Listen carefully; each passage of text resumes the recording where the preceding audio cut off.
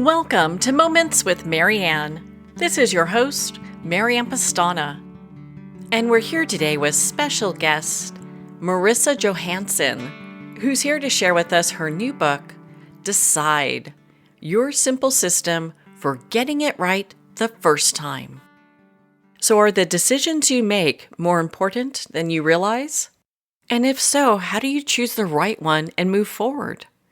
Well, today's guest is here to share with us just that.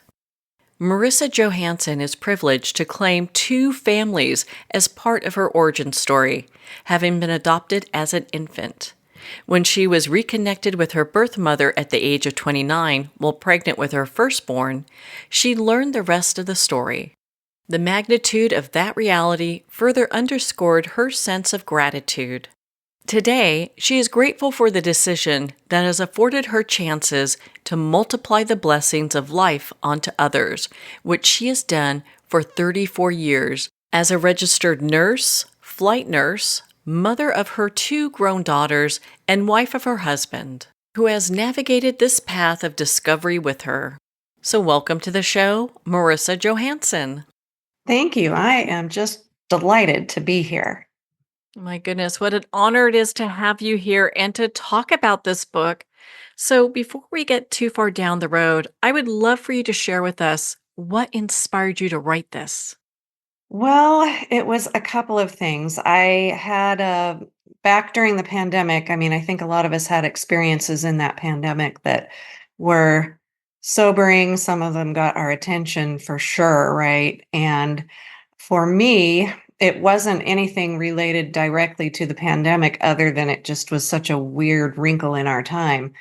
But I had a stroke and I had a very good outcome from my stroke. As you can hear, I'm able to speak clearly and able to share my ideas still. But that's kind of what sort of propelled me forward was that I realized that time got very compressed. I only had X amount of it left, and I needed to spend the remaining amount of time trying to get the best value for the time that I have. And one of the things I have always valued is the power of a well-made decision, because in my own personal experience and professional experience, I cannot tell you how much strength really there is in a well-made decision. I have seen firsthand and lived firsthand the results of both poorly made and well-made decisions. And there is nothing that I can think of, no single act that I can think of that carries more weight for your present circumstance and future circumstances than decisions. And so that was the thing that really just propelled me forward. And then watching the school campuses this last spring across our nation explode in violence, understanding the anger and the worry and the anxiety that is had, and it doesn't even matter what side of anybody's conflict you're kind of coming down on, it just still produced all these big feelings that students wanted to share and express, which I don't deny them that opportunity. However, the decision to do so in the manner that they did will prove to them to be, some of them, it will be really a devastating set of decisions that they made. They might have gotten kicked out of school. They might not be accepted readily into another school. They might have real difficulty achieving the outcomes in their lives that they wanted to achieve because they made some pretty ill-timed decisions and acted on them without a lot of thought. It was mainly just emotion. And I don't know about you, but I know that in my time on the earth, the decisions that I've observed having the most difficult outcomes have been the ones that have been made emotionally. And so I wanted to just offer, and I thought about it long and hard, what do I know that I could share that would solve a problem for people? Because clearly I do believe that I'm here to not add to problems, but rather try to minimize and solve and mitigate them. And I thought, well, actually, decision making. I've had to make decisions my whole career, and not only for myself, but for other people. And so making decisions well and consistently doing it well is a learned skill. And I want to convey to everybody, it doesn't matter that you might have made a bad decision or a series of bad decisions. That doesn't matter. What matters is that you have the ability to learn how to make them better. And as human beings, of all the mammals that inhabit this planet, as human beings, we have available to us this really wonderful superpower, and it's called choices, decision making. That's our superpower as humans, and it puts us way and above every other mammal on the planet. And I don't know that people fully embrace that as much as I would like them to. Well, it's really interesting because I think you are uniquely qualified to really talk about decisions being a flight nurse. I mean, because you're making life and death decisions as you're working with people every day. Yeah, yeah. Sometimes we need to act within seconds. Sometimes we have a few minutes, depending on the patient. And we need to act under the best decision-making headspace that we can. And that comes from a couple of different places. I mean, we make decisions based on practice. So we do drills and we practice and we plan and we prepare. But we also put to use a methodology for decision making. And as long as it's not tampered with, it actually works very, very well.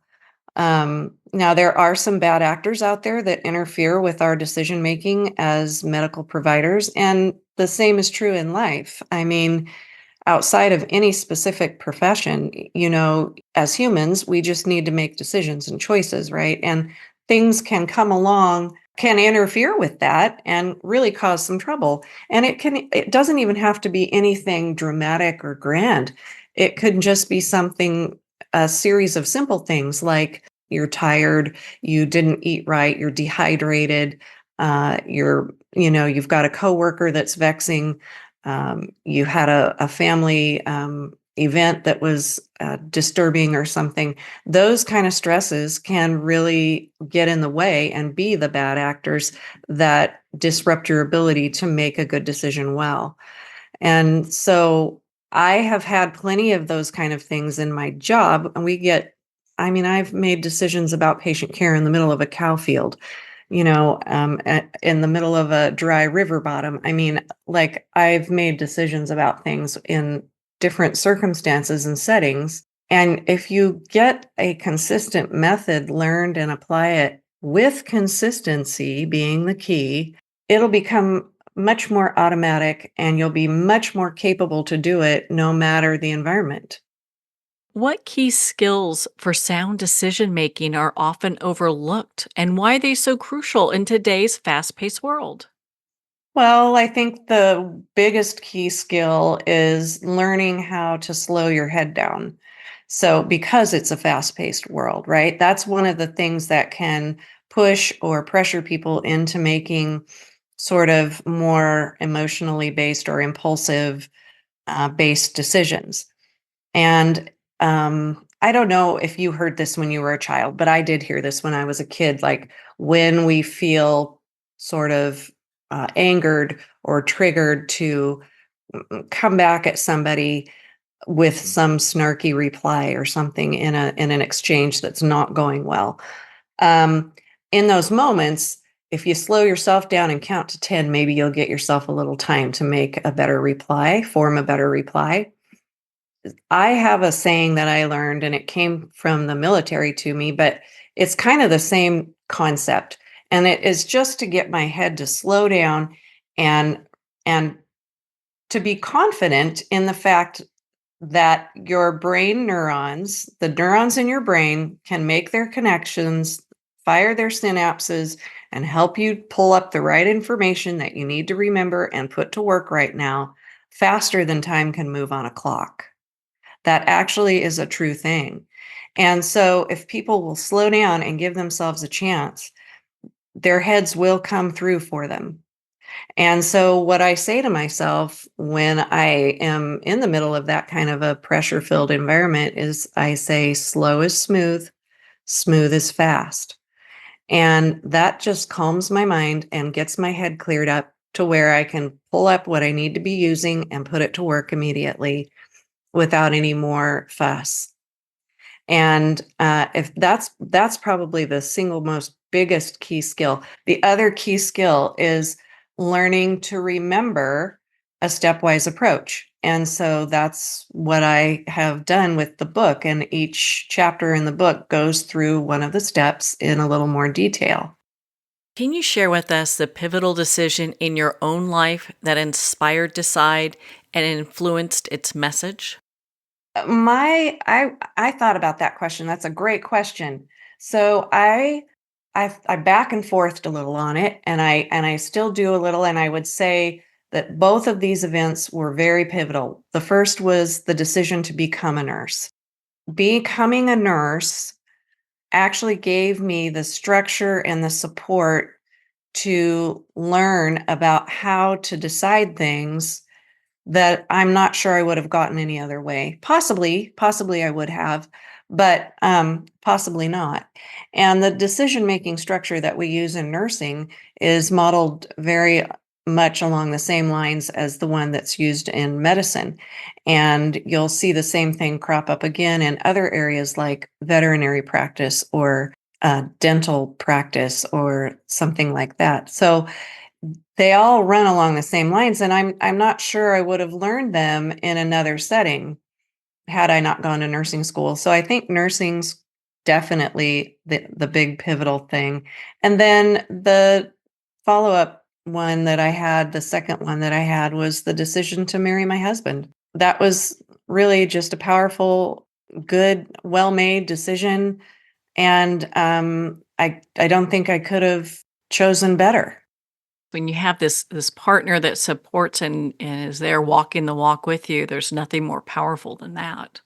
Yeah, yeah, it's definitely been I can without a doubt tell you that I definitely would not have made some of the decisions and had such a great foundation without him. I really would not have. Considering the pivotal decisions in my own life, I would say it was my career decision and my marriage decision. I mean, with the work that you do, you consistently make just these decisions under pressure. So, how can people who are reading Decide use that to craft their own, like their own way of making decisions under pressure? I touched on it earlier in that it comes with consistently using it. So learn it in a way, and I don't know, I don't know the best way that people learn. Everybody has their own learning style, whether it's auditory or visual, or they have to do an activity. I've tried to address the doing the activity with reading and visual. So every chapter, for example, has little exercises that a person can do.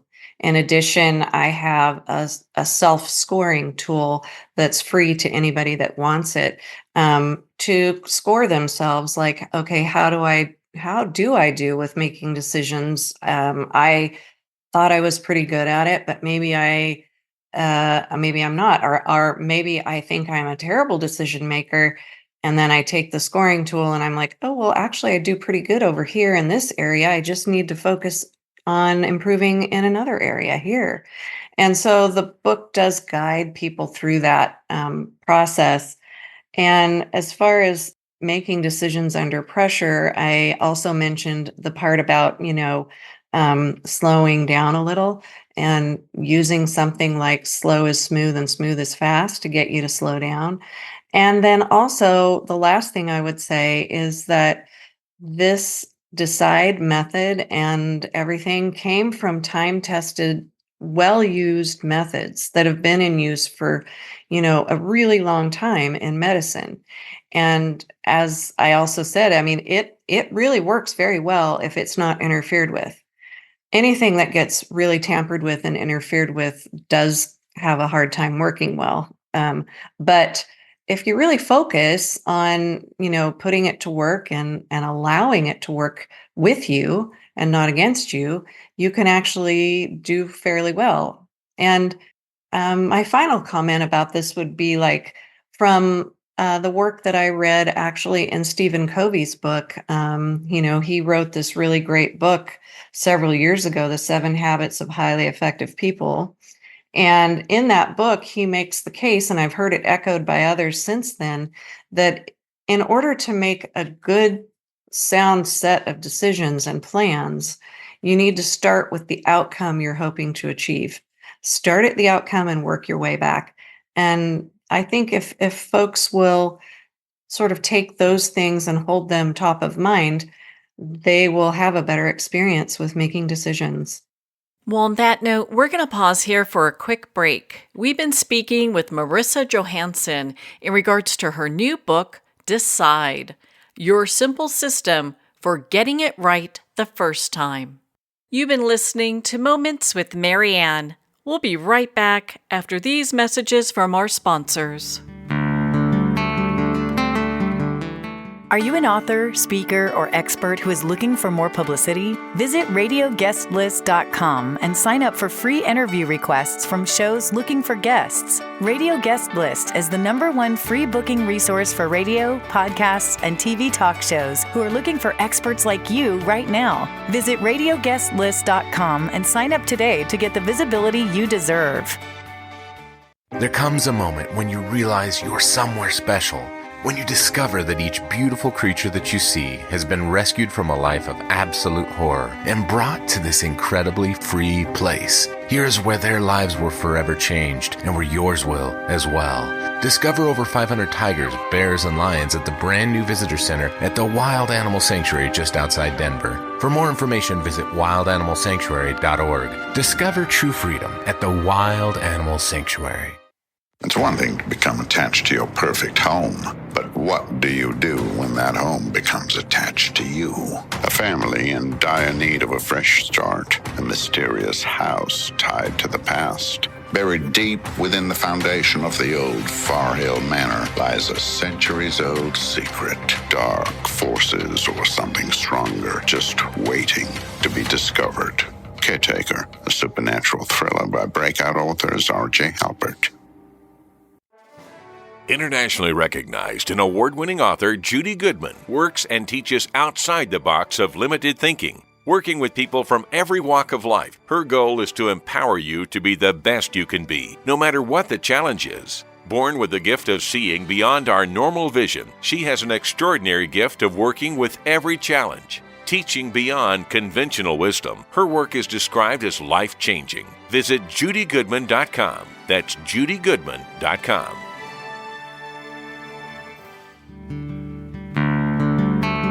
I'd like to thank Jason Eastwood at Guitarfulness for sharing his inspiring music and talent with us.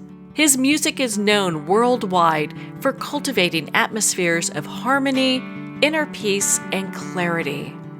Visit Jason's website at guitarfulness.com. Join his newsletter, be part of his community, and download his music. Welcome back to Moments with Marianne. We're here today with special guest, Marissa Johanson, in regards to her new book, Decide, Your Simple System for Getting It Right the First Time. Can you briefly share with us the Decide framework? So I used decide as the mnemonic word that would be helpful, and it kind of goes along with the title of the book and everything. And so D would stand for diligent information gathering. So in medicine, we correlate that with our assessment phase, where we're getting 2 types of information, and you're getting subjective information and you're getting objective information. And unless people, I want you to know that emotions do play a role in decision making, but they don't need to take the upper hand. And so this is where they fit. They fit in the subjective category because often those are the things that people feel as the subjective pieces of a decision. And then the objective part is, what are the data and the facts? Did you calculate the cost of something? Did you calculate and tally up how many people you'd need? Did you think about, some of the processes and what those will require? So those are the objective data points. And so you need to just do all that information gathering right at the beginning. That's like the very first part. So that diligent information gathering is my first point. E is evaluate the meaning of all the data gathered. That's where you make your diagnosis in medicine. That's where you're going to make your diagnosis in your life also. What does everything mean? When you put together all of the subjective and the objective pieces that you've gathered, what is it telling you? And stop yourself and ask yourself that question. What is this telling me? And you might even share it with somebody that you trust and say, is there something I'm not seeing here? What does this tell you? And that dialogue sometimes between the two of you as you're working through it is really, really helpful. That's what I do with my flight partner when I'm on the helicopter. We will compare data that we've observed and gathered, and we'll ask each other, okay, have we covered all the bases? Do we think there's anything else that we need to address? So, and then C would be the consideration of options, or consider your plans. What are you going to do about what you've identified? You've identified what your decision maybe needs to be. Now, what are you going to do about it? This is a planning phase. And what tools do you need? How much money is it going to take? How much time? Which is more important to you, money or time? Sometimes people will spend more to save the time. And of all of the resources that we have, time is the one that you can't get back. And I kind of touched on that with my stroke. Time got compressed and I can't get time back, but I can make the time I have left be as beneficial as possible for other people and myself both. And it's possible to serve that kind of a diverse crowd, yourself and other people. You don't want to drive yourself nuts over it, but you can still offer the best of what you can for others. And then the next letter is I, and I is the implementation phase. So now you've gathered your data, you've assessed and you've diagnosed your problem, you've created a plan, and now it's time to put it to work. And within that I step, you will have time to go back and, as you're doing things, sometimes in the doing, that's when you be like, oh, I didn't think to plan for this extra step. This comes along a lot of times in, say, a building project. And you'll see it sometimes on the building project shows. They'll be like, well, we didn't anticipate running into this when we tore into this house.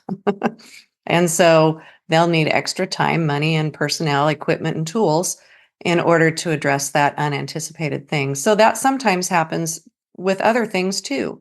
So anyway, I stands for the implementation of your plan.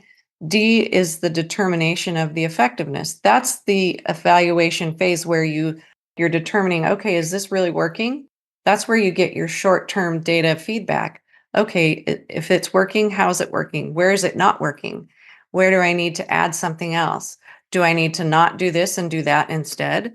That's where D for the determination of effectiveness comes in. And finally, on E, that's your after action time. That's where, when everything is over, you go back through, evaluate the whole thing for its overall effectiveness, and you think about, okay, was this worth doing again if I had to do it again? Or if I don't want to do it again, how would I do it differently next time?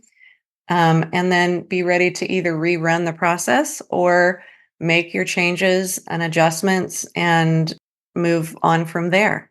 So in a nutshell, that's decide. I can see where top leaders, and it could be anyone from, youth group to leaders of Fortune 500 companies, can use this really toolkit in order to just be better at not only decision making, but answering things without being charged with emotion all the time. 100%. And I really hope that a book like this would be useful to folks that are leading groups and even to individual parents. If they've got a kid who is struggling with decision making and they're looking for a resource, this could possibly help. I had part of my advanced reader group was a young lady. She's in the process of getting her education right now. And one of her comments coming back to me was, this is like a really great handbook that I would underline and go back and reread again and use it and refer back to it as I needed to. And I was like, bingo, that's exactly what I'm looking for. I am looking for this book to serve as a resource for people. My 15-year-old niece, she looked at the book before I published, and she's like, wow, Auntie Marissa, this is really good. Like, and I had to kind of smile at this, but she said, there's stuff in here that I've not even thought of. And I had to chuckle, at 15 years of age. That's shocking, but I asked her, my follow-up question to that was, well, I mean, are you getting taught any of this kind of methodology or anything? Do you get taught in school about how to make decisions? I know you get taught at school what decisions you should make. You should decide this. And if you don't, there's often some pressure anymore nowadays that you'll get socially canceled and outcast if you don't make this decision. And which is unfortunate. Well-made decisions need some space, some room to breathe, some freedom to be made. And when that doesn't exist, it's really pretty hard. And she goes, no, this is nothing like this is getting taught in school. And I was like, oh my goodness. I said, well, if you had to tell me where you think it would be useful to you at school, what would that be? And she said, well, like maybe do a couple of assembly sessions or do an assembly session with it. I said, what about homeroom? She goes, oh yeah, homeroom would be really good because then you could like do one chapter each week or something. And I was like, yeah, I think maybe we could, huh? And she goes, yeah. So I think that this is a piece of work that will be useful to youth group leaders, teachers, parents, anybody that's got contact with young people, kids, even fresh college graduates. There's some big decisions that confront them for sure. They've just finished this education and they are off to the next thing. And all of a sudden, the world is laying at their feet, kind of big, kind of scary. What do they do now? And using a consistent method might help them solve that problem a little bit. And you asked earlier, one of the biggest skills or one of the biggest things to use. One of my biggest things that I use is a power greater than myself. I don't ever consider myself to be the final last word in authority on anything. And so I will ask a physician, I'll pray to God, I'll check in with my partner on the helicopter. I want to be, and it's not a lack of self-confidence. That's not what it is.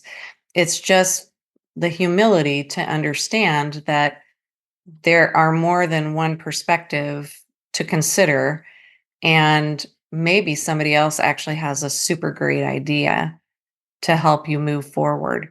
And so that's what I'm hoping to share here is a set of ideas to help others move forward. It seems that the word decide has been something that's been with you early on. Would you like to share your story of your two families with us? Of course. I am very fortunate that I have two families. I didn't have two families until I was 29, though. I did, but I didn't. I knew that I had one in the background somewhere, but I didn't know where. I was adopted as an infant. And yes, decision making has been huge for me because I arrived on the planet secondary to an emotionally made decision by a 16-year-old. My mom was pregnant by the time she was 16, and she wasn't definitely planning to be pregnant, but biology is what it is and it does what it does. And so I was on the way. And when it became known to her mom and her stepdad, there was a very big fight, and it was very, very terrible. She fled from her home. She didn't even have shoes on. She just ran with the clothes on her back, and that was it. And she didn't feel safe. And she ran to a neighbor's house, borrowed some flip flops, and went to the home of her boyfriend. And when she got there, nobody was home. She had to wait for people to come home. And when his mother came home, she shared this very tearful story. And while she was in their care, she formed a little group to help her make this decision. And I asked her after I found her if anybody pressured her. And she said, no, at no time was she ever pressured to make the decision to put me up for adoption. And I was kind of blown away. I'm like, wow, that's really remarkable. And even more remarkable is the fact that she was able to arrive at a good decision because she had come from a very abusive background. Her stepdad abused her from the time she was 5 until I was coming along. And the fact that she was able to get to a clarified good choice for me is pretty amazing. And so anyway, I was put up for adoption, and she didn't know for 29 years. I didn't find her till I was 29, and I was pregnant with my firstborn. She didn't know if she had made a good decision or not. She worried about me, and she said she prayed about me, and prayer was a very big feature for her. She's told me that she's always felt like, even though things were rotten for her many times growing up, that she always did feel like God was in her corner. She was never alone in the middle of her misery. And that was very, very big. I think that was really big, that she did not feel alone and abandoned. And it probably cleared the deck in her head a little bit to be able to make decisions. And so anyway, she would pray and ask for guidance, and she would go through these repeating cycles of, I'm keeping this baby. No, I'm giving her up. And she said what made the decision was that she would feel peace when she had clarified, okay, I'm giving the baby up for adoption. And then when she would get into those moments of, yeah, but I'll miss this and I want that. And then she would just have no end of upheaval and a complete lack of peace. And that became kind of the lamppost on her pathway, if you will, that little moment of peace, like, okay, yeah, the right thing to do for this baby is to, when she put her attention on what was right for me instead of what was right for her, that's when she had peace. And understanding that we make decisions for others and for ourselves is something that's really important. There are decisions that are made by us, and then there are decisions that are made for us. And I am eternally grateful that the decisions that were made for me were the ones that actually were made. I wouldn't have met my husband. I wouldn't have the 2 lovely kids I have now, who, by the way, are continuing to multiply the blessing forward. They are entering professions of their own. One is a pharmacist and the other is going into dental hygiene. So they will be blessing the lives and supporting the good health of others as they move through their lives and careers too. None of that would have happened if she hadn't made the decision that she made. And so I'm very, very grateful. And I'm grateful to my adoptive parents. They gave me a love, a home, education, nutrition, healthcare, all the things that you need to provide for a child. And I got all those things. And that enabled me to make the decisions that I needed to make as far as becoming a nurse and so on. So that's kind of the background of why I think decisions are so, so important. What a profound story you have, and it highlights how important decision making is, and if we're guiding young people into making decisions, how that can impact their lives. Mm-hmm. Yeah, and the impact is often immediate. Well, that is so empowering. What would you like our listeners and readers to take away from your book? I want them to know that their biggest power, their biggest super skill, or their biggest superpower is the power to decide. That's the biggest thing. So often people get trapped into these nonsense traps. They're like, oh, I just don't do very well at decision making. Well, yeah, but okay, you can learn how. Oh, well, but I'm trapped here by, fate and circumstance. That's true. I believe it was Elie Wiesel who said something to the nature of when he was in the concentration camps as a Jew in Germany or Poland, wherever he was at, he made the observation that he still had a choice in his head over his own thinking and his own mindset, no matter how awful his actual physical circumstances were. And so, for the people that think that they are trapped by situation and circumstance, do not ever forget that the power to evaluate and decide is yours and yours alone. And nobody can take that away from you without you giving it up. So, Marissa, where can our listeners and readers connect with you and be part of your community and learn more about your work? They can find me on LinkedIn, and please search for me under my name, Marissa Johanson, and the last name spelling is Johanson. And please look for me there. And if you are interested in getting a copy of the free available scorecard for decision making, just connect with me and tell me in the connection note that you would like that scorecard, and I'll get it to you. Well, what a great gift that is. Marissa, thank you so much for taking the time to be on the show with us here today. Oh, my pleasure. Well, thank you, Marissa. It's been such an honor to spend this time with you and to talk about your new book, Decide, Your Simple System for Getting It Right the First Time. Make sure to visit Marissa's website at wiselifestrategies.com, be part of her community, and learn more about her work there. Well, we're at the end of our time today. I'd like to thank everyone for tuning in. You've been listening to Moments with Marianne, where we make every moment count.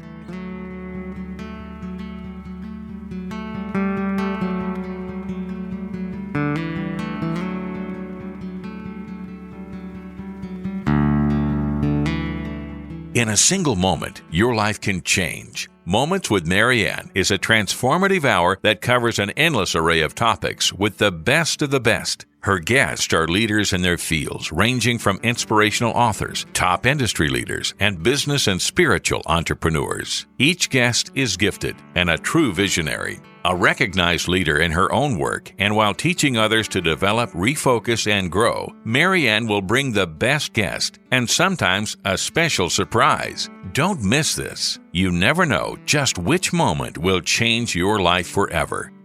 Make sure to tune in and visit momentswithmarianne.com for more information.